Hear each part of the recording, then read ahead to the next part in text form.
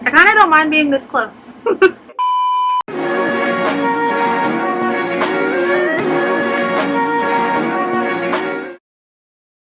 Hey guys, it's Vons. Welcome back to the channel. And today I'm going to film a video about books because I talk about them in like favorites videos and things like that, but I'm on a roll. I just filmed another and okay, so you can't fully see it, but I have this bookcase here. I want to fill it up with a bunch of books. Also, if my lash looks messed up, it doesn't. So I was going through books and I'm trying to read one and it's just kind of been a struggle for me to get through. So I figured I wanted to I wanted to share with you books that I really liked, and then other books that have just kind of been hard for me to really get into. I say that on a day where I am waiting for a new book to come. I don't know. Let's get into it. So I have two piles, low-key three. One is books that I loved. One is a book that I'm like, it's so hard for me to read, and another one are just books that I could not fully get into even though I really wanted to. So let's start off with books that I love. Some of these I've mentioned before, so I'm gonna kind of actually I think I mentioned them all before, so we're just gonna breeze on through it. The first one that I'm going to talk about is Melissa Bank, The Girl's Guide to Hunting and Fishing. This was a book that I read I think I just turned 25. I love fiction, and I love fictional stories that still teach you a lot about life, about yourself, about other people, about relationships, and that's what this book did.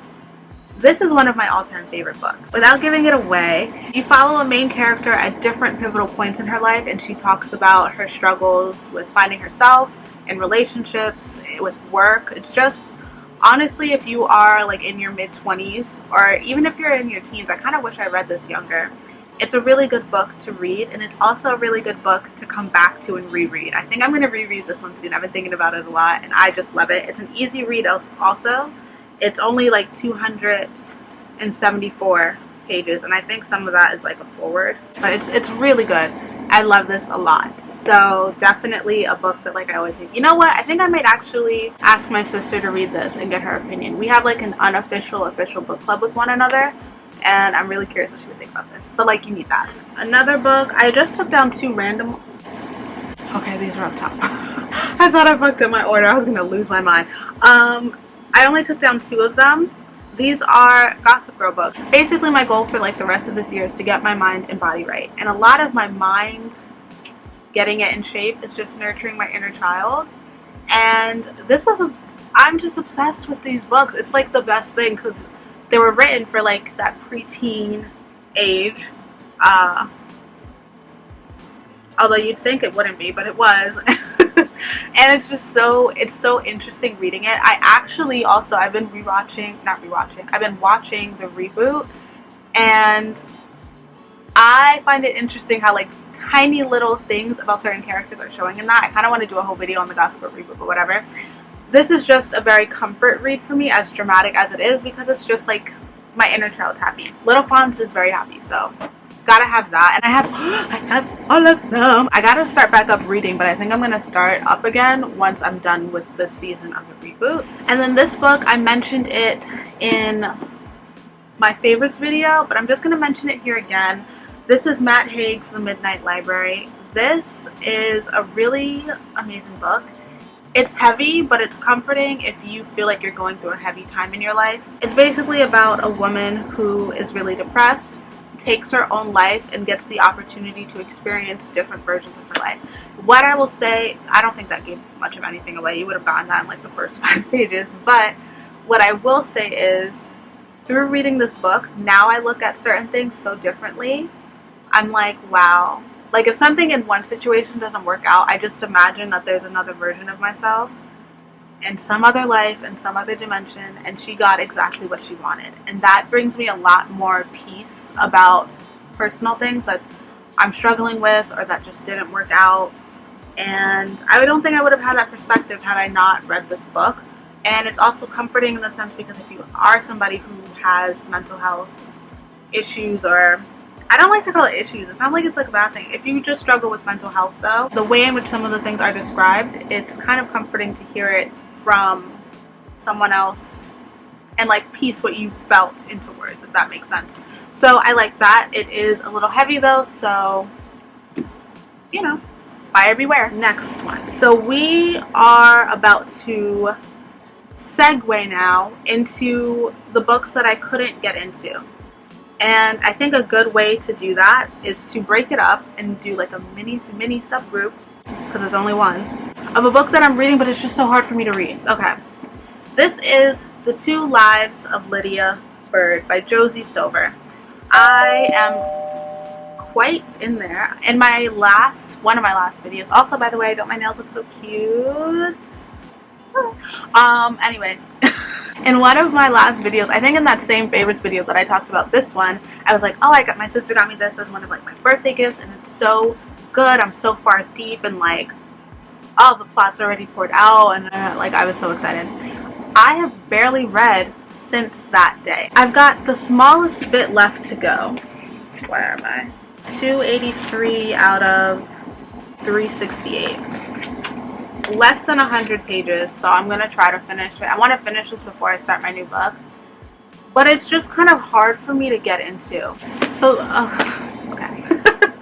This is about a woman who basically she loses the love of her life, and she's able to kind of live 2 lives at the same time. One in which she is still very much so with the love of her life and doesn't have to miss him, and one in her actual life where she has to live a life without him.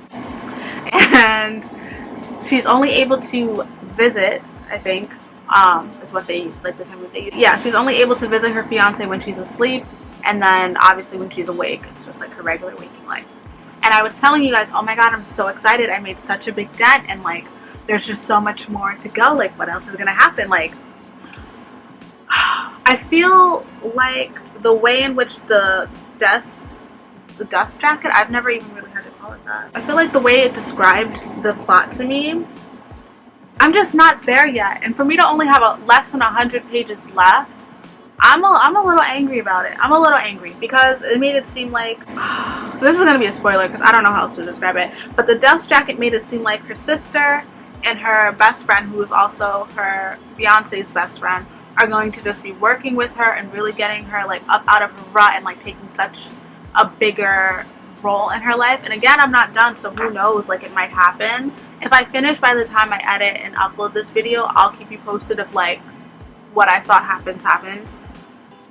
But I feel like I'm not getting that. Like, her sister's life is still going on, but we see how it kind of hurts her. Like, if anything, okay, yeah, the sister helps, but the friend is moving on too, and I'm just like, and then like the main thing, because on here it's not a spoiler, it's on the dust jacket, there's someone in her new life, real life, who wants her to stay. This person, like, in 100 pages, am I supposed to meet this next person? Because one came and left, and I'm tired. And you know what? This has a Reese Witherspoon book club pick. So I had very high expectations because we stand, but I don't know. This next one is kind of similar to the last one. Like, I read it, but I wasn't. This one is a book of poetry. This is Flowers on the Moon by Billy Chapata. My sister actually got this book, and we kind of swapped. I gave her all my Rupee Core books, and then she gave me this one, and we were like, just, you know, that's what we do. And I like the way in which some of it is written, because when I'm kind of feeling a little down, I write poetry as well, and it just seems like the format of it is very familiar, because sometimes it's just like, you just have words that you want to get out. You don't want to have to worry about rhyming and stanzas and all that. I actually hate poems that rhyme, but whatever. I guess I thought that I was going to connect a lot more with this. I think I probably, normally when I read poetry, if this was my own book, there would be hella flags. Typically there would be flags in here. Now I take photos. And I think I only took like 1 or 2. And again, I am quite, I don't know if you see my little thing sticking out, but I'm pretty deep in there. I keep telling myself I have to just give this back to my sister because I don't want to finish it, and I feel bad. And And I know some people are like, oh my god, like you have to finish a book when you start it. Life is short. If you don't like it, you don't like it. Don't finish it. The next book isn't, this one, I guess it's nonfiction. It's like a self-help book, if you can call it. I'm going to go fast because my camera's blinking. This is the 7 Spiritual Laws of Success.